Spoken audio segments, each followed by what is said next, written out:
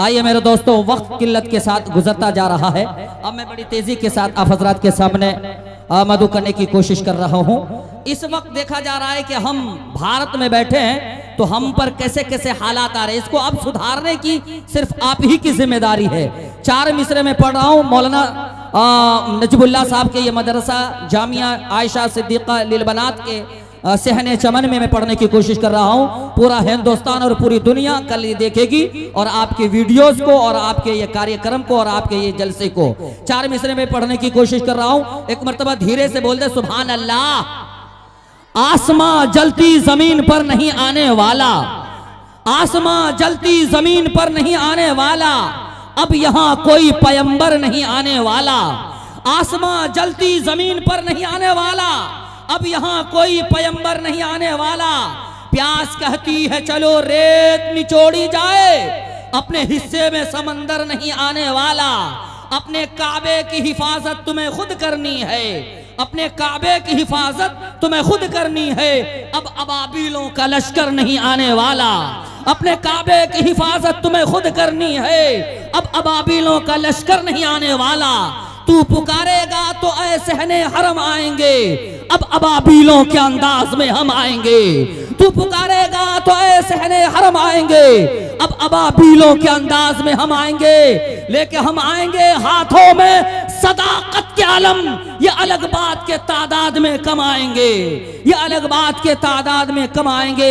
ये मेरे दोस्तों, फलस्तीन पर जब हालत गुजर रही थी तो हिंदुस्तान के मुसलमान कसीदा पढ़ रहे थे, लेकिन अब तैयार रहिए, आपके ऊपर भी हालात आने वाले हैं, उससे मुकाबला करना है और अपने ईमान की हिफाजत करनी है। आइए मेरे दोस्तों, आपके सामने उलमाए दियोबंद के टाइगर, मैदान खिताबत के शहसवार, हौसलों और उम्मीदों के ललकार, ऐवान बातिल के लिए तीरों तलवार, शोला नवा वाइस, धमाका खेज खतीब, करोड़ों के मजमा को संजीदगी बख्शने वाला अदीब, ऐवान बातिल में जलजला बर्पा करने वाला अमीर, शहनशाह फिक्र तदब्बुर, आबुर्रुए सुन्नियत, फलक के खिताबत के नैयर ताबा, जामे माकुलात मनकुलात, हजरत मौलाना व मुफ्ती मारूफ राही साहब मतसिल्लहुल आलिया नदवी से गुजारिश कर रहा हूँ आप तशरीफ लाएं और अपने खिताब नायाब से मुखाबिदा कौम को बेदार फरमाएं। इस शेर के साथ थोड़ा मचल के बोल दे सुभान अल्लाह।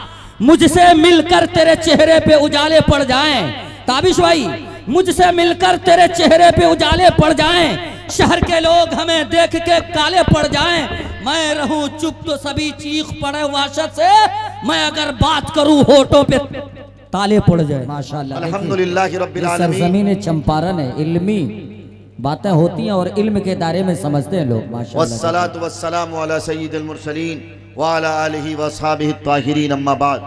अऊज़ु बिल्लाहि मिनश शैतानिर रजीम, बिस्मिल्लाहिर रहमानिर रहीम।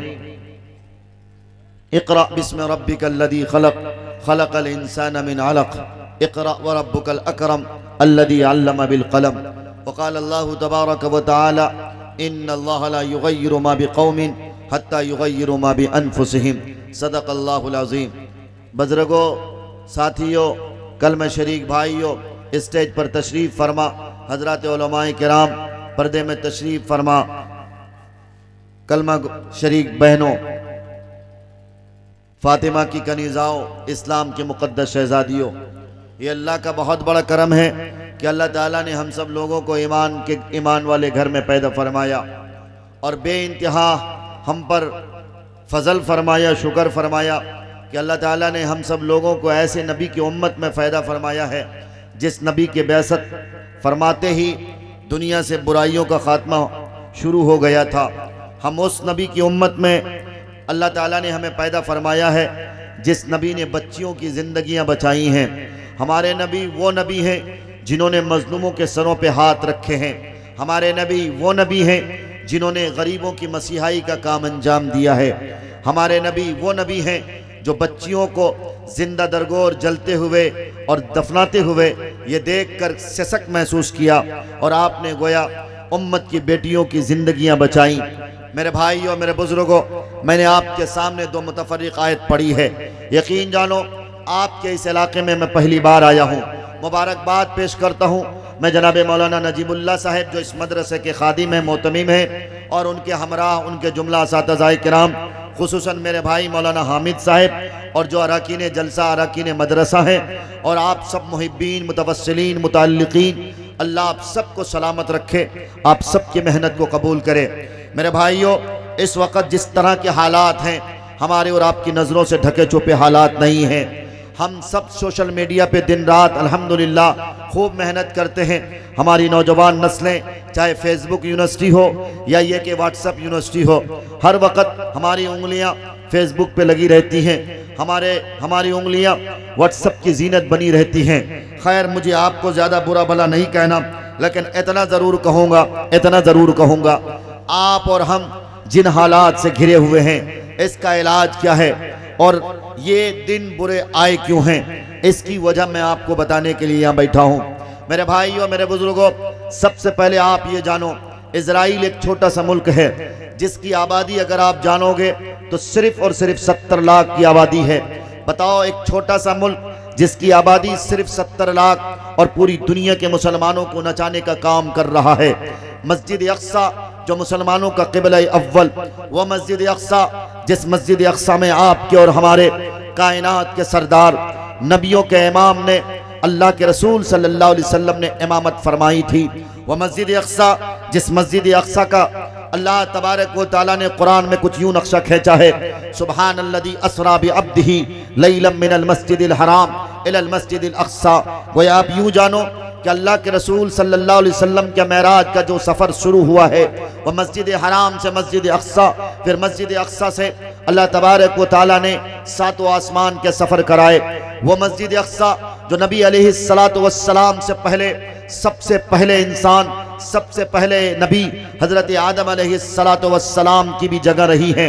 वह मस्जिद अक्सा जो धरती की दूसरी बड़ी मस्जिद मानी जाती है। वह मस्जिद अक्सा जो मस्जिद हराम के बाद मुत्तसिलन 17 माह के बाद इस धरती में अल्लाह तबारक व तआला ने मस्जिद अक्सा की बुनियाद रखवाई हज़रत आदम अलैहिस्सलातु वस्सलाम से। आज आपको ये मालूम होना चाहिए, उसी मस्जिद अक्सा में हैकल सुलेमानी की तामीर, हैकल सुलेमानी तामीर की बात हो रही है। आज उसी मस्जिद अक्सा पर गासिबाना कब्जा किया जा रहा है। लोगों, आपको ये जानकर हैरानी होगी, इजराइल छोटा सा मुल्क जिनकी आबादी मुख्तसर सी, लेकिन बताओ आज पूरी दुनिया में मुसलमानों को आंखें दिखा रहा है, मुसलमानों पर जुल्म ज्यादती के पहाड़ तोड़ रहा है। जबकि हमारे पास तो 57 मुल्क है, वो भी कुछ ममालिक तो इतने पावरफुल हैं कि वो ममालिक, वो मुल्क अगर आंखें दिखा दें, इजराइल के पायजामे गीले हो सकते, इजराइल के पैरों तले जमीन खिसकती है, इजराइल की जुबान गोंग हो सकती है, लेकिन बावजूद इसके हमारा पावरफुल मुल्क अपनी जगह पर टस मस होने का नाम नहीं ले रहा। तारीख इससे पहले भी करवट ले चुकी थी। 1965 से 1967 की तारीख पढ़ के देखना, जब एक बार इजराइल ने मस्जिद अक्सा के आसपास रहने वाले फिलिस्तीनी मासूम बच्चे बच्चियों पर जुल्म करना शुरू किया था। फिर ठीक इसी तरह जिस तरह आज जुल्म का बाजार गर्म हुआ है, इससे पहले इजराइल कमबख्तों ने, इन यहूदियों ने जब फिलिस्तीनियों पर मस्जिद अक्सा पर गासिबाना कब्जा करके वहां के मासूम बच्चे बच्चियों पर जुल्म का निशाना बनाया था, शायद आपको न मालूम हो, सऊदी अरब का प्रिंस उस वक्त शाह फैसल ने, पता है, आंखें नहीं दिखाई थी, बल्कि इन इजराइल यहूदी कमबख्तों को चैलेंज किया था। क्या चैलेंज किया था? मुसलमानों सुनो, अगर आप अपनी बात से फारिग हो चुके हो तो खुदारा इस नाचीज की बात को दिल की कान से सुनना। इस कान से सुनने के बाद इस कान से निकाल तो देते हो, लेकिन मैं कहता हूं आज इस कान से न सुनना, आज इस आंख से न सुनना, बल्कि दिल के कान और दिल की आंख से सुनना। और अपने अंदर अगर थोड़ी भी आपके अंदर बेदारी हो, अगर थोड़ा सा भी आपका ज़मीर सड़ा नहीं हो, बचा हुआ हो, तो खुदारा तब्दीली लाने की कोशिश करना। मैं आपके सामने कह रहा हूं, इससे पहले भी इजराइलियों ने, इससे पहले भी यहूदियों ने फिलिस्तीन का वही माहौल बनाया था जो आज माहौल बनाया है। लेकिन पता है, उस वक्त मर्द कलंदर, उस वक्त एक अल्लाह वाले के ज़मीर को यह बात कुछ बुरी सी लगी, उनके ज़मीर में बेदारी पैदा हुई। पता है, एक बंदे के बेदारी होने की वजह से जब उसने ये चैलेंज किया, जब उसने ये कहा कि अगर इजराइल फिलिस्तीनियों पर जुल्म करने से बाज नहीं आएंगे। हम तेल पर प्रतिबंध लगा देंगे, हम पेट्रोल और डीजल पर प्रतिबंध लगा देंगे। पता है तुम्हें, सिर्फ और सिर्फ ये जंग कुछ दिनों तक चली थी, उसके बाद इजराइल कमबख्तों को हथियार डालने पर मजबूर होना पड़ा था। ए लोगों, ये ताकत किसकी ताकत थी? ये ताकत ईमान की ताकत थी। बताओ, आज जबकि सऊदी अरब उस वक़्त के मुद्दे मुकाबिल देखा जाए, आज सऊदी अरब उससे कहीं ज्यादा पावरफुल बन चुका है। उस वक़्त तो तुर्की हुकूमत के खत्म होते ही, खिलाफत उस्मानिया का शहराजा बिखरने के बाद ही मुल्क तकसीम हुए थे और मुल्क का टुकड़ा टुकड़ा हुआ ही था। अभी मुल्क तरक्की की ओर बढ़ा भी नहीं था, लेकिन बावजूद इसके सऊदी अरब ने सिर्फ एक बार ललकारा था। इन कमबख्त यहूदियों को छिपने की जगह न मिल रही थी। लेकिन लोगों, बताओ, आज 5 माह से ज्यादा हो चुके हैं। ये यहूदी, बताओ, आज भी फिलिस्तीनियों पर जुल्म करने पर जर्रा बराबर भी कमी नहीं रख रहा। पता है तुमको, बैनुल अक़वामी कानून ये कहता है कि किसी हॉस्पिटल में बम नहीं बरसाया जा सकता, किसी मस्जिद, किसी मंदिर, किसी गुरुद्वारे पर बम नहीं गिराया जा सकता, गोली नहीं दागे जा सकते। किसी घर को, कोई ऐसा घर जो इबादत की जगह हो, इबादत का घर हो, चाहे वो किसी धर्म से ताल्लुक रखने वाली इबादत की जगह हो, उस पे कोई बम नहीं गिरा सकता, उस पे कोई बारूद नहीं चला सकता, उस पे कोई टैंक के गोले नहीं बरसा सकता। लेकिन बताओ, क्या इन यहूदियों ने कोई कसर छोड़ी है, कोई कमी छोड़ी है? नहीं मेरे भाइयों, कोई कमी नहीं छोड़ी, कोई कसर नहीं छोड़ी है। इनकी हद तो ये हो गई, हॉस्पिटल जहां एक एक बेड में 4-4, 10-10 बच्चे लेटे थे, उन हॉस्पिटलों को भी टारगेट किया गया, उन हॉस्पिटलों को भी निशाना बनाया गया। अल जजीरा की रिपोर्ट ये बताती है, सिर्फ और सिर्फ 17 जनवरी की तारीख में एक रात में तकरीबन 3200 मासूम बच्चों और बच्चियों जिनकी उम्र 10 साल से कम थी, उन बच्चे और बच्चियों को बम से उड़ा दिया गया, जो कि एक हॉस्पिटल में जेर इलाज था। बताओ, बैनुल अक़वामी मुत्तहिदा की कानून की धज्जियां नहीं उड़ी? आज बैनुल अक़वामी मुत्तहिदा की पॉलिसी कहां गई?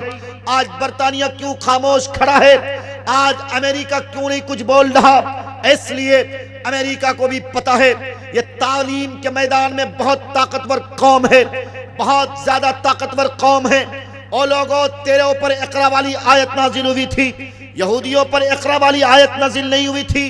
तेरे नबी, तेरे प्रोफेट, तेरे मैसेंजर पर इक़रा बिस्मि रब्बिकल लज़ी वाली आयत नाजिल हुई थी। अल्लामा इक़बाल ने क्या झंझोड़ने वाली बात कही। हैरत है कि तालीम और तरक्की में है पीछे।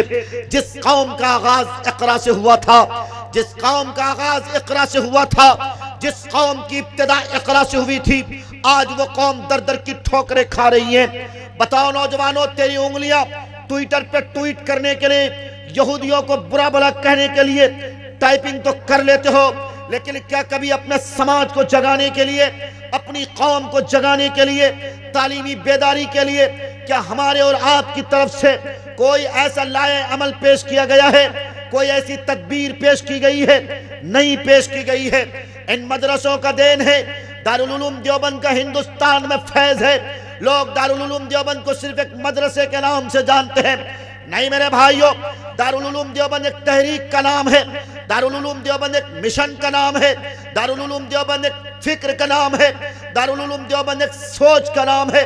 दारुल उलूम देवबंद आईनी चट्टान बन के अगर खड़ा था, जबकि दारुल उलूम देवबंद के बाद अलीगढ़ मुस्लिम यूनिवर्सिटी की बुनियाद रखी गई थी। सर सैयद अहमद खां का ख्वाब क्या था? सर सैयद अहमद खां ने क्या कहा था?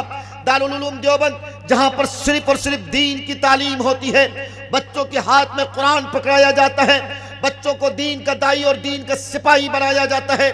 हम अलीगढ़ मुस्लिम यूनिवर्सिटी की बुनियाद इसलिए रख रहे हैं, यहाँ पर बच्चों के एक हाथ में अगर कुरान होगा तो दूसरे हाथ में साइंस की किताब पकड़ी जाएगी।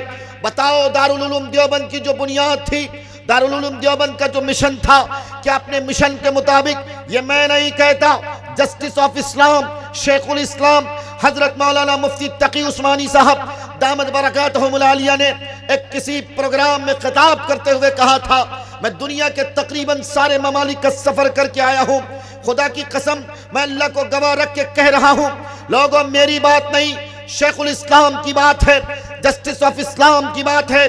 मुफ्ती तकी उस्मानी साहब ने ये बात कही, पूरी दुनिया घूम आया हूँ लेकिन दुनिया की कोई ऐसी जगह न मिली जहां दारुल उलूम देवबंद का फैज न पहुंचा हो, जहां दारुल उलूम देवबंद के चाहे बिल वास्ता हो या बिला वास्ता हो तुम्हें फैज न मिला हो। हे दारुल उलूम देवबंद की बुनियाद रखने वाले मौलाना कासिम नानोतवी रहमतुल्लाह अलैह कहां से आए थे? ऑक्सफोर्ड यूनिवर्सिटी से आए थे? नहीं, एक मदरसे का प्रोडक्ट था, एक मदरसे के तालिब इल्म थे। एक तालिब इल्म और एक मदरसे, एक मुदर्रिस, एक तालिब इल्म और एक मुदर्रिस से इस मदरसे की बुनियाद रखी गई थी, तालीम की बुनियाद रखी गई थी। लोगों बताओ, आज दारुल उलूम देवबंद का फैज क्या पूरी दुनिया में नहीं है? आज दारुल उलूम देवबंद का फैज तबलीगी जमात की शक्ल में, इमारत शरिया की शक्ल में, मुस्लिम पर्सनल लॉ की शक्ल में, जमीयत उलमाए हिंद की शक्ल में, रेशमी रुमाल की शक्ल में, किस किस शोबे में जाओगे? अलीगढ़ मुस्लिम यूनिवर्सिटी का जो सपना था, जो ख्वाब था, अलीगढ़ का जो ख्वाब था, अलीगढ़ की जो तहरीक थी, सर सैयद अहमद खां का जो सपना था, क्या उनका सपना साकार हुआ? क्या उनका ख्वाब शर्मिंदा ताबीर हुआ? नहीं। आज दारुल उलूम देवबंद की बुनियाद, आज दारुल उलूम देवबंद की शाख तो तुम्हें मिल जाएगी लेकिन कहीं तुम्हें अलीगढ़ की शाख नहीं मिलेगी। इसलिए मैं कहता हूं लोगों, इन मदरसों से अपने आप को जोड़ो, इन उलमा से अपने रिश्ते को मजबूत करो। अरे जरूरत पड़ी थी, इन्हीं मौलवियों ने हिंदुस्तान में अंग्रेज के दांत खट्टे किए थे, हिंदुस्तान से अंग्रेजों को खदेड़ा था, हिंदुस्तान से बातिल निजाम का बायकॉट किया था। इन मौलवियों ने तुम्हें दर्स दिया था, वो तम्मत कलीमतु रब्बिका सिद्क़न व अदला ला मुबद्दिल लिकलिमाती। इन्हीं मौलवियों का देन है जिन मौलवियों ने नौजवानों को यह सिखाया था, नौजवानों दुनिया वालों को बताओ, बरतानिया को बताओ, अमेरिका को बताओ, इस्राएली भेड़ियों को, इन यहूदी कमबख्तों को बताओ कि अगर तू कहता है, आज अगर अमेरिका अपने आप को सुपर पावर कहता है, आज अगर बरतानिया अपने आप को सुपर पावर कहता है, आज अगर इजराइल अपने आप को सुपर पावर कहता है, कुरान ने कहा और इन मौलवियों ने तफसीर करके बताया, कहो अमेरिका सुपर पावर नहीं, कहो बरतानिया सुपर पावर नहीं, कहो ये यहूदी सुपर पावर नहीं। कुरान कहता है कौन है सुपर पावर? अल्लाह है सुपर पावर। इससे पहले फिरौन आया था, उसने कहा मैं सुपर पावर। आया था हामान, उसने भी कहा था मैं सुपर पावर। आया था शद्दाद जिसने धरती में जन्नत बनाई थी, उसने भी कहा था मैं सुपर पावर। लेकिन कुरान ने सबको मुंह तोड़ जवाब दिया, नहीं कोई सुपर पावर नहीं, सुपर पावर अल्लाह है। निजाम चलेगा अल्लाह का चलेगा, दस्तूर चलेगा अल्लाह का चलेगा, दस्तूर चलेगा अल्लाह का चलेगा, संविधान लागू होगा अल्लाह का लागू होगा। आज नौजवानों तुम्हें उठ खड़े होने की जरूरत है और कुरान की इस आयत को दुनिया वालों को सुनाने की जरूरत है। कह दो इन यहूदियों से, कह दो बरतानिया के गवर्नमेंट से, कह दो अमेरिका के इन बातिल इन नहंजार हुकूमत करने वालों से कि दुनिया वालों सुनो, मुसलमान जीता है अल्लाह के भरोसे जीता है, अल्लाह के संविधान पर मर मिटने के लिए हमेशा से तैयार है। कहो कि इस धरती में शरीयत चलेगी, मोहम्मद रसूलुल्लाह की चलेगी, सुन्नत चलेगी तो मोहम्मद रसूलुल्लाह की चलेगी। तो हम यूसीसी लाकर नहीं डरा सकते, तुम एनआरसी और सीए लागू करके मुसलमानों को नहीं डरा सकते। मुसलमानों का यकीन और ईमान है, जब तक ईमान वाला मौजूद है तब तक अल्लाह इस धरती के निजाम को चलाता रहेगा, चलाता रहेगा। नारे तकबीर, उलमाए देवबंद, उलमाए देवबंद, सरजमीने चंपारण, सरजमीने भारत। अल्लाह भाइयों, आप यकीन जानो, मैं कह रहा था इजराइलियों ने, इन यहूदियों ने, हिटलर ने इतना मारा था कि छिपने की जगह न मिल रही थी। आंख में पानी तो हो। यह मुस्लिम कौम है जो हर एक को अपना भाई कहता है, ये नहीं देखता कि पड़ोसी यादव है कि पड़ोसी ठाकुर है। इंसानियत के बुनियाद पे, मानवता के नाम पे हर एक को ये भाई, हर एक को ये अपना भाई कहता है। किसकी तालीम? ये मेरे नबी की तालीम, मेरे नबी की तालीम है। आज नौजवानों, तुमने इस्लाम की छवि को बर्बाद किया है। इस्लाम की तस्वीर पर हम और आप कलंक हो। हम अपने किरदार से इस्लाम नहीं झलकाते, हम अपनी जुबान से, हम अपनी गुफ्तार से, हम अपने किरदार से, हम अपने उठने बैठने से, हम अपनी तिजारत से, हम अपने अखलाक से लोगों के दिल नहीं जीतते।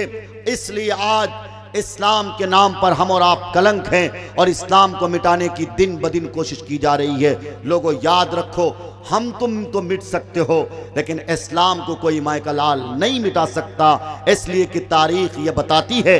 आपने शायद अंदलुस का नाम सुना होगा। स्पेन एक मुल्क था, 850 साल तकरीबन मुसलमानों की हुकूमत रही है, लेकिन उसके बावजूद मुसलमानों को इतना मारा जा रहा था, इतना मारा जा रहा था कि मुसलमानों को छिपने की जगह न मिल रही थी। लेकिन लोगों, शायद आपको न मालूम हो, उसी स्पेन में, उसी अंदलुस में एक दौर ऐसा भी आया, तारीख ने करवट कुछ इस तरह भी लिया है, कुछ इस तरह भी तारीख ने करवट लिया है। उसी अंदलुस में अल्लाह ने तातारियों के जरिए से इस्लाम की हिफाजत की थी। इस्लाम फिर वहीं से पनपना शुरू किया था। इस्लाम वो पौधा है, काटो तो हरा होगा। इसलिए चंपारण के मुसलमानों, ए कयूर कौम के नौजवानों, सुनो, अगर तुमने ये समझ रखा है हम चले जाएंगे तो कलमा कौन पढ़ेगा, नहीं, हमें नहीं, हमें इस्लाम की जरूरत है, इस्लाम को मेरी जरूरत नहीं। हमारे तुम्हारे जैसे कितने शोरमा आए और कितने तुर्रम खाए, इस धरती के नीचे कितने लोग दबे हुए हैं। लोगों, मैं कहता हूं, आज तुम यहूदियों को बुरा भला कहना छोड़ो, इन इजराइलियों को, इन ईसाइयों से कुछ सबक सीखो। और वो सबक मैं आपको ये बताने आया हूं, खुदारा तालीम के फील्ड पे मेहनत करो, तालीम के मैदान में आ गया हो। ये जामिया आयशा सिद्दीका लिल बनात जो आज इफ्तिताह बुखारी के निस्बत से आप आए हो, यानी वो किताब जिस किताब का मर्तबा कुरान के बाद सबसे बड़ा मर्तबा है, आज उस किताब की गोया बुनियाद रखी गई, इफ्तिताह रखी गई। यानी मतलब ये, इस मदरसे में अब इंशाअल्लाह बच्चियों को बाकायदा तौर पर आलिमा के कोर्स कराए जाएंगे। मैंने उनसे बात की थी, मैंने उनके कहा, मौलाना अब अगर ये मदरसे रहेंगे, इन मदरसों के साथ साथ जरूरत इस बात की है, ये मौलवी जागेंगे। अगर ये मौलवी जाग गए तो फिर याद रखो, किसी को छिपने की जगह ना मिलेगी। क्या मतलब? बाज लोग इसकी गलत तशरीह बयान करते हैं। मतलब ये नहीं कि हम तलवार लेके निकलेंगे, गोली के लेके निकलेंगे, नहीं। मतलब ये है, हम इस्लाम के चिराग जलाएंगे, हम हक के दीप को उजागर करेंगे, हम अखलाक से तलवार नहीं, अखलाक से मैदान फतह करेंगे, हम किरदार से मैदान फतह करेंगे। लोगों, तुम्हें जागना है, हमें जागना है। कुरान कहता है, इन्नल्लाह ला युगय्यिरु मा बिकौमिन हत्ता युगय्यिरु मा बिअनफुसिहिम। खुदा ने आज तक उस कौम की हालत नहीं बदली, न हो जिसको ख्याल खुद अपनी हालत के बदलने का। लोगों, चाहते हो कि अच्छे दिन आए, लोगों चाहते हो अच्छे दिन आए, लोगों चाहते हो कि मुसलमानों के लिए फिर से फतह नुसरत वाली तारीख मुसलमान रकम करे। इसके लिए अपने अंदर तब्दीली लाना पड़ेगी, इसके लिए तुम्हें चेंजिंग लानी पड़ेगी। क्या वादा करता है ये पूरा मजमा? आज के बाद से जलसे से उठ के जाएंगे जामिया आयशा सिद्दीका लिल बनात, जो अब तक बच्चियों की तालीम के लिए बुखारी शरीफ तक की तालीम यहाँ दी जाएगी, साथ ही साथ मौलाना सदर आलम कासमी की मौजूदगी में और दीगर उलमाए किराम की मौजूदगी में, और मैं कहता हूँ जिम्मेदारान मदरसा से, खुद्दाम मदरसा से, लोगों अगर इस समाज ने इस इन मदरसे वालों का साथ दिया, कल तक इंशाअल्लाह आपने ये मदरसा देखा, कल वो दिन दूर नहीं है, ये मदरसा एक इस्लामिक इंस्टीट्यूट की शक्ल इख्तियार करेगा। आपकी बच्ची के एक हाथ में अगर कुरान पकड़ाया जाएगा तो आपकी बच्ची के दूसरे हाथ में इंशाअल्लाह साइंस की किताब भी पकड़ाई जाएगी इंशाअल्लाह। लेकिन इसके लिए शर्त है, आप और हम जागोगे तब, वरना याद रखो तारीख से मिटा दिए जाओगे।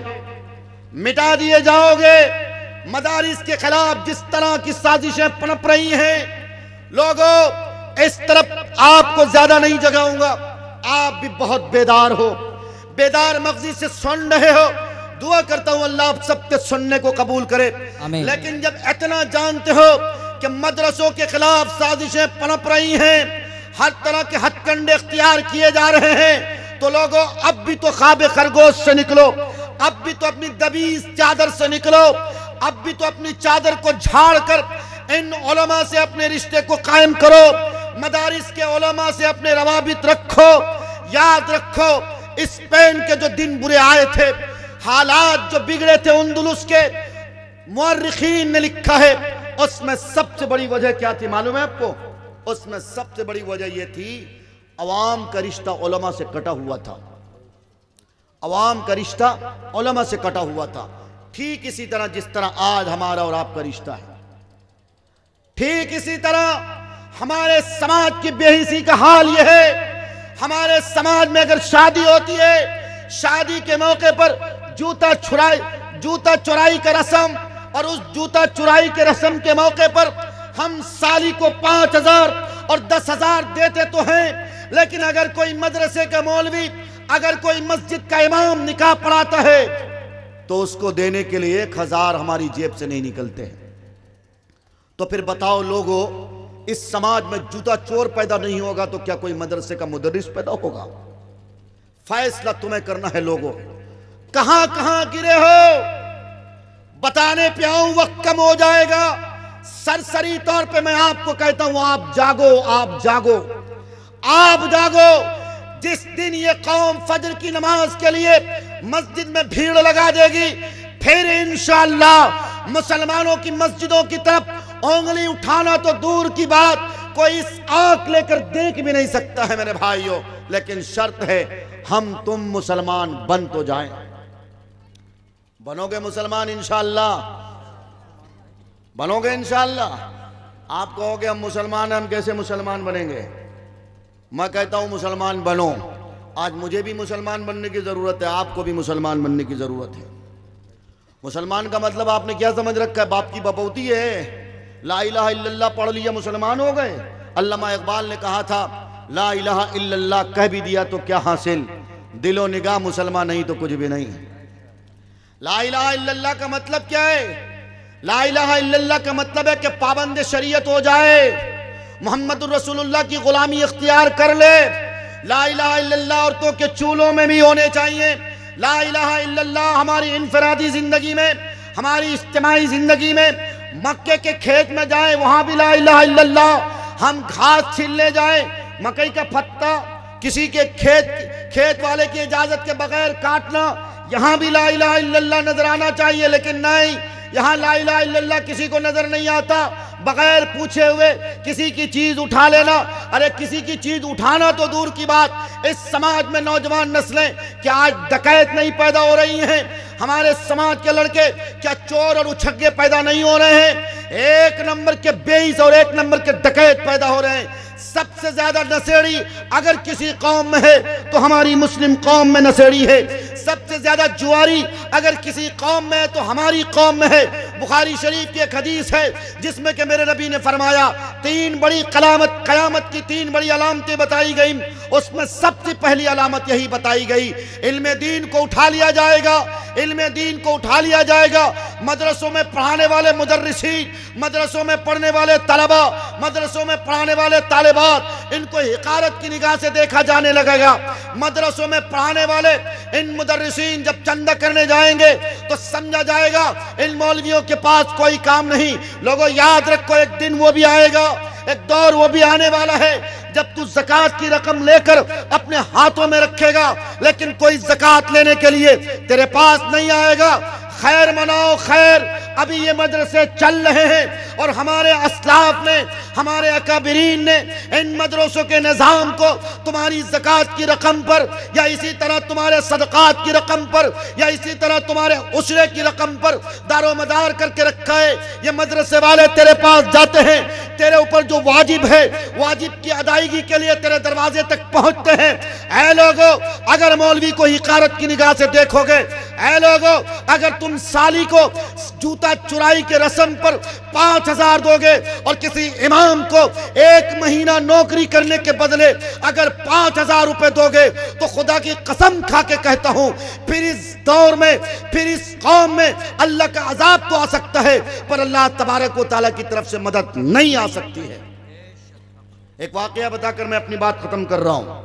हुज्जतुल इस्लाम मौलाना कासिम नानोतवी रहमतुल्लाह अलैह का नाम सुना होगा। मैंने बताया उनकी एक किताब है जो उन्होंने तरतीब नहीं दी, उनके शागिर्दों ने तरतीब दी, मुनकिरीन इस्लाम को दंदान शिकन जवाबात। हजरत की इस किताब में एक वाक़या हजरत अली करमुल्लाह वजह से मुंतकिल, हजरत अली करमुल्लाह वजह से बहरहाल नकल की गई है। इस वाक़े को नकल किया गया है कुछ इस अंदाज में। नबी अलैहिस्सलातु वस्सलाम के ज़माने में जब कहत साली का दौर आया था, शैब अबी तालिब में आप अलैहिस्सलाम को और आपके असहाब को कैद किया गया था।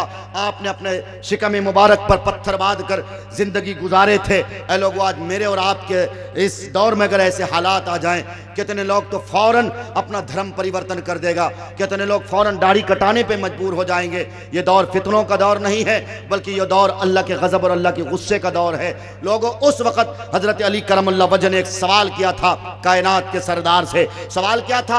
आप अलैहिस्सलाम से हज़रत अली करमुल्लाह वजह ने पूछा, या अल्लाह के रसूल सल्लल्लाहु अलैहि वसल्लम, ये हालात हम पे क्यों आए हैं, ये दिन हम पे बुरे क्यों आए हैं? आप अलैहिस्सलाम ने जवाब दिया, देखो हालात बुरे आने की दो वजह हो सकती है, या तो ये कि अल्लाह की आजमाइश और अल्लाह का इम्तिहान है, या तो ये कि अल्लाह की पकड़, अल्लाह का गुस्सा और अल्लाह का गजब है। लेकिन याद रखो, नबियों के साथ अल्लाह की गजब, अल्लाह का गजब और अल्लाह का गुस्सा और अल्लाह की पकड़ तो नहीं है। अलबत्ता नबियों के साथ और नबियों से मुत्तसिलन यानी सहाबा के साथ, उनके साथ सिर्फ आजमाइश तो हो सकती है, इम्तिहान तो हो सकता है। यहाँ अल्लाह का गजब और अल्लाह का गुस्सा आ ही नहीं सकता है। अलबत्ता मेरे बाद यानी जो दौर आएगा, सहाबा के बाद जो दौर आएगा, उस दौर में ये देखा जाएगा। उस दौर के लिए तुम ये तराजू और तुम ये मेयार पकड़ के रखो। मेयार क्या बताया चंपारण के मुसलमानों, सुनो, मेयार ये बताया मेरे नबी ने, जब लोगों को अपने गुनाहों पे शर्मिंदगी न हो, जब लोग निदामत के आंसू न बहाए, जब लोग जहेज से तौबा न करे, जब लोग कौम की बच्चियों को तालीम के नाम पर कॉलेज और यूनिवर्सिटियों में डाले और अब बच्चियां ईमान का सौदा करे, जब नौजवान नस्लें अपनी आंखों का आवारा इस्तेमाल करे, जब नौजवान लड़कों के हाथ में एंड्रॉयड मोबाइल फोन हो जिसमें सिर्फ रील्स में वीडियो देखकर अपनी आंखों को आवारा करे, जब नौजवान लड़का 16-18 साल 20 साल की उम्र में अपनी जवानी को तार तार करे और शादी के बाद वो नामर्द करार दिए जाने लगे, जब नौजवान लड़का रातों में उठकर गंदी वीडियोस देखकर और नौजवान लड़कियों से बात करके अपनी जवानी को मस्त करना शुरू करे और अपने हाथ से अपने नाजायज ख्वाहिश का इस्तेमाल करे, तब समझो अगर उसको तौबा की तौफीक न हो रही हो तो समझो कि यह आजमाइश का दौर नहीं है, यह इम्तिहान का दौर नहीं है, बल्कि यह अल्लाह के गजब और अल्लाह का गुस्से का दौर है, यह अल्लाह की पकड़ का दौर है। इसलिए लोगों, आप इस चक्कर में मत पड़ो कि अल्लाह का कब अल्लाह की मदद आएगी। सहाबा कहते थे मता नसरुल्लाह, अल्लाह की मदद करीब आके कहती थी, अला इन्न नसरुल्लाहि करीब। आज उम्मत मुस्लिमा भी तो कहती है मता नसरुल्लाह, लेकिन कहां है अल्लाह की मदद? क्यों नहीं आ रही अल्लाह की मदद? लोगों, घर बैठ के अल्लाह की मदद नहीं आ सकती, दुकानों में मोबाइल चलाने से अल्लाह की मदद नहीं आ सकती है। अरे कमरों में सोकर रजाई में घुसकर नौजवान लड़कियों की इज्जत खत्म करके अल्लाह की मदद नहीं आ सकती है। इस समाज में दहेज जैसी लानत को आम करके अल्लाह की मदद नहीं आ सकती है। गरीबों पे जुल्म करके, गरीबियों पे अत्याचार करके अल्लाह की मदद नहीं आ सकती है। इमामों को जलील करके मदरसों में पढ़ाने वाले मुदर्रिसीन को हकिया घटिया नजर से देखकर अल्लाह की मदद नहीं आ सकती है। अल्लाह की मदद के लिए जरूरी यह है, इन तंसुरुल्लाह यंसुरकुम व युथब्बित अक़दामकुम, तुम अल्लाह की मदद करो, अल्लाह तेरी मदद करेगा। क्या मतलब है? मतलब यह है इन अइम्मा से मोहब्बत करो, इन मदरसों में पढ़ाने वाले और पढ़ने वाले मुदर्रिसीन से और तलबा और तालिबात से मोहब्बत करो, इन मदरसों में अपना योगदान पेश करो, अपना ताउन पेश करो। ऐ लोगों, अगर तुम जमींदार हो, अगर तुम साहिब शरवत हो, अगर तुम इस समाज के ठेकेदार हो, अगर इस समाज के जिम्मेदार हो, अब वो दौर गया। ईसाइयों से कुछ सीखो। हिंदुस्तान में ईसाइयों की तादाद दाल में नमक के मानिंद है, दाल में नमक के बराबर है। लेकिन पता है, सबसे ज्यादा सीबीएसई पैटर्न के अगर किसी की स्कूल है हॉस्टल में जिसकी कैपेसिटी 4000 समथिंग होती है, तो सबसे ज्यादा इस हिंदुस्तान में ईसाइयों की तादाद है। जब तक इन अठन्नी चवन्नियों को आप पीछे नहीं करेंगे, यकीन जानो मैं तो गुजर रहा हूँ, बहुत जल्दी गुजर रहा हूँ, 5 मिनट भी नहीं लगेगा, मैं फारिग होकर चला जाऊंगा। लेकिन ये अठन्नी चवन्नी आपके जलसे को ऐसा खाएगा जैसे लकड़ी को दीमक खाती है। इसलिए मैं कहता हूँ जल्दी से इंतजाम कीजिए, या तो इन मदरसों को फ़ौरन जो है इन बच्चों को यहाँ से ट्रांसफ़र कर दीजिए और किसी मदरसे में दाखिला करवा दीजिए, या नहीं तो इन बच्चों को फ़ौरन घर भिजवा दीजिए। खुदा की कसम इस जलसे को ये बच्चे खा रहे हैं। इस बच्चों की गलती नहीं है, फिर मैं कहता हूँ गलती आप सबकी है, गलती जिम्मेदार साथियों की है। उनको आगे आना चाहिए, लेकिन नहीं, वो आगे नहीं आ सकते। मेरे भाइयों, मेरे बुजुर्गों, बैर कैफ में कह ये रहा था, अगर अल्लाह ने आपको दौलत दी है, इन ईसाइयों से कुछ सीखो।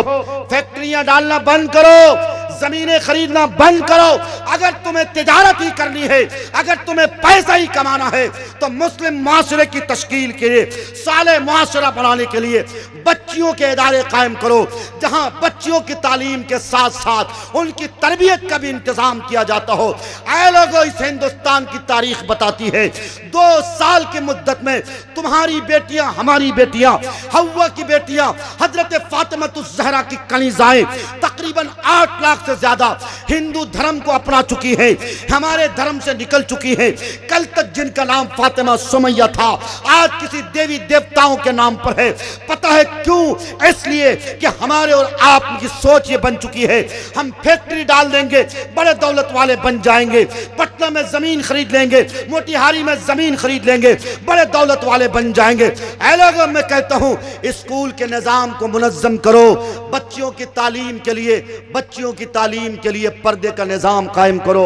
लोगों याद रखो, आज माननीय मुख्यमंत्री श्री नीतीश कुमार जी ने तेरी बेटियों के हाथ में साइकिल तो दिया है। अल्लामा इकबाल का शेर तुझे झंझोड़ता है, अल्लाह से करे दूर तो तालीम भी फितना, इमलाक भी जागीर भी औलाद भी फितना, ना हक के लिए उठे जो शमशीर भी फितना, शमशीर ही क्या नाराए तकबीर भी फितना। आज तालीम के नाम पर जो बेहूदगी फैल रही है, जो आवारगी फैल रही है, जिस तरह मगरिबी तहजीब और सकाफत को हमारी बच्चियां दावत दे रही हैं और दिलदादा बन रही हैं, बाकायदा टाइट कपड़ा पहन रही हैं, बाकायदा बारीक कपड़ा पहन रही हैं, जालीदार कपड़ा पहनती हैं। और बुर्का हव्वा की बेटियां कैसा पहनती है? इतना टाइट पहनती हैं कि इस बुर्के को बुर्के की जरूरत पड़ती है। बताओ कौन है जिम्मेदार? ये बाप जिम्मेदार, ये बड़ा भाई जिम्मेदार, ये भड़वा शौहर जिम्मेदार। बताओ कौन है इसके जिम्मेदार? हमने, तुमने अगर जिम्मेदारी अदा नहीं की तो मेरे नबी की हदीस है, कुल्लुकुम राइन व कुल्लुकुम मसऊलुन अन रइयतिही। मिसाल बड़ी अच्छी दी आप अलैहिस्सलातु वस्सलाम ने। जिस तरह चरवाहे की जिम्मेदारी थी कि उसकी एक भी भेड़ किसी की खेत चरने न पावे, वैसे ही बाप की जिम्मेदारी उसकी बिटिया अपनी इज्जत का सौदा न करने पावे, इसका इंतज़ाम करे, इसके लिए देख रेख करे। रातों को बच्चियां सोने जाएं, प्यार से बोलो बिटिया रात अल्लाह ने सोने के लिए बनाई है, मोबाइल फ़ोन दे दो। नौजवान लड़कों से कहो मेरा बेटा वैसे ही तू कमज़ोर हो रहा है, तेरी आंखें धस रही हैं, तू अगर रात मोबाइल लेके रहेगा, गंदी वीडियोज़ देखेगा, फ़ोटोज़ देखेगा, बेटा सो जा। जब फजर के लिए मुअज्जिन पुकारे अस्सलातु खैरुम मिनन नौम, ए मेरा बेटा उस वक्त तू खर्राटे की नींद मत लेना, बल्कि अल्लाह के जिक्र की तरफ चल खड़े होना। ऐ लोगों ऐसा समाज बनाओ, ऐ लोगों ऐसी सोसाइटी बनाओ, ऐ लोगों ज़मीनें खरीदना बंद करो, ऐ लोगों कारखाने डालना बंद करो। अब ज़रूरत इस बात की है स्कूल के नाम पे तिजारत किए जाएं, अब ज़रूरत इस बात की है मदरसतुल बनात, चाहे मेरे भाई मौलाना हबीबुर रहमान का हो या मौलाना हामिद साहब और इनके जुमला रफ़क़ा, ये जो मदरसा चल रहा है जामिया आयशा सिद्दीक़ा लिल बनात, इस मदरसे को इस्लामिक इंस्टीट्यूट बनाओ, इस मदरसे का निज़ाम ऐसा बनाओ, अगर कोई कॉलेज का मेरा भाई है, अगर कोई मास्टर है, उस मास्टर साहब की भी जिम्मेदारी बनती है मदरसे आए फिक्रमंद बनकर, सारे लोग एक साथ बैठकर मदरसों के निज़ाम पर गौर व खौस करें। अगर मदरसों के निज़ाम पर गौर व खौस नहीं करोगे तो तुम्हें पता होना चाहिए मदरसों के खिलाफ साजिशें गढ़ी जा रही हैं, रची जा रही हैं। ये सिलेबस जो हमारा तुम्हारा है, ये सिलेबस ख़त्म हो जाएगा, फिर बच्चियों को कुरान की तालीम तो दूर की बात, उनको इस्लाम भी नहीं बता पाएंगे, फिर समरकंद और बुखारा वाली तारीख हिंदुस्तान में दोहराई जाएगी। ऐसे लोगों इशारे इशारे के तौर पे यही आपसे कहने के लिए आया था, खुदारा जागो। अगर जागने का वादा करते हो एक बार पूरा मजमा हाथ उठाकर वादा करे, इंशाअल्लाह जागेंगे, तालीमी मैदान में आगे आएंगे, इकरा पर अमल करेंगे, गली गली नुक्कड़ नुक्कड़ मकातिब के जाल को बिछाएंगे, माए नेक बनेंगी, हव्वा की बेटियां अपने आँख की कान कान की नाक की हिफाजत करेंगी, अगर करेंगी तो इंशाअल्लाह इस समाज में फिर से कोई ख्वाजा खागान पैदा हो सकता है, कोई पीराने पीर अब्दुल कादिर जिलानी पैदा हो सकता है। लेकिन शर्त है हव्वा की बेटियां सुधर जाएं, वो अपने आंख की कान की नाक की हिफाजत करे। ऐ लोगों, अगर तुम उक्ता नहीं गए हो, एक बात और कह के जाता हूं, एक बात और कह के जाता हूं। ऐ लोगों, औरतों में औरतों के इंतजाम को दुरुस्त करो। इन औरतों के वजूद से मेरा और आपका वजूद है, इस समाज का वजूद है, इस सोसाइटी का वजूद है। औरतें नेक होंगी, ये समाज नेक बनेगा, ये सोसाइटी नेक बनेगी इंशाअल्लाह। इसलिए मेरे नबी का फरमान है, सबसे पहला मदरसा माँ की गोद, सबसे पहला मकतब माँ की गोद, सबसे पहली यूनिवर्सिटी माँ की गोद। जैसी माँ वैसी उसका गोद का बच्चा। इसलिए हव्वा की बेटियों, तुम अगर चाहते हो कि तेरे गोद से सलमान खान न पैदा हो, तुम अगर चाहते हो कि तेरी गोद से सलमान रुश्दी न पैदा हो, तुम अगर चाहती हो कि तेरे गोद से कोई अंग्रेज के हेयर स्टाइल पे रखने वाला लड़का पैदा न हो, तुम अगर चाहती हो कि तेरा बेटा रोज सुबह उठकर दाढ़ी को मुड़ाकर गटर में न डालने का काम करे, इसके लिए तुम्हें पाक पवित्र होना पड़ेगी। इसके लिए तुम्हें आँख की, कान की, नाक की हिफाजत करना पड़ेगी। इसके लिए तुम्हें अपनी जिंदगियों में फातिमा की हया को लाना पड़ेगी। मेरे भाइयों, मेरे बुजुर्गों, यही मेरे गुजारिशात थे। दिल बदल सकते हैं, जज्बात बदल सकते हैं, मुल्क के फिक्रो ख्यालात बदल सकते हैं, दौरे मौजूद के दिन रात बदल सकते हैं। यारो, हम तुम बदल जाओ तो हालात बदल सकते हैं, हालात बदल सकते हैं। इन्हीं चंद बातों के साथ अपनी बात ख़त्म कर रहा हूँ, यही कहते हुए इस मदरसे का सपोर्ट करना है इंशाअल्लाह। हाथ उठा के वादा करते हो, इस जामिया आयशा सिद्दीक़ा लिल बनात को हम इस्लामिक यूनिवर्सिटी बना के रहेंगे इंशाअल्लाह। अल्लाह से दुआ करता हूँ, या अल्लाह, हमने जो बातें कही हैं, हमारे भाइयों ने जो बातें सुनी हैं, हम सबको कहने सुनने से ज़्यादा अमल की तौफीक अता फरमावे। ज़माने को शायद बताना पड़ेगा, नया रंग अपना दिखाना पड़ेगा। फ़कत तस्बीहों से नहीं मिलती जन्नत, खुदा के लिए सर कटाना पड़ेगा। जो तारीकियों को जहाँ से मिटा दे, दिया कोई ऐसा जलाना पड़ेगा जहाँ पर मोहब्बत का हो बोलबाला। शहर कोई ऐसा बसाना पड़ेगा, सिरातल लदीना अनमता अलैहिम, तुम्हें खुद को इस पे चलाना पड़ेगा। जो आसी हैं, मग़ज़ूब हैं, ज़ालिम, तुम्हें खुद को इससे बचाना पड़ेगा। व आखिरु दावाना अनिल हम्दुलिल्लाहि रब्बिल आलमीन।